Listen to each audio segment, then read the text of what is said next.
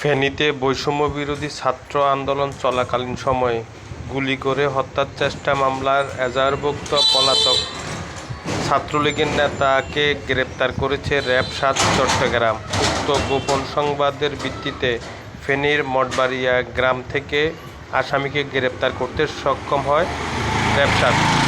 র্যাব-৭-এর অধিনায়ক জানান, এ ধরনের অভিযান আমাদের অব্যাহত থাকবে। পরবর্তী আইনানুগ ব্যবস্থা গ্রহণ করে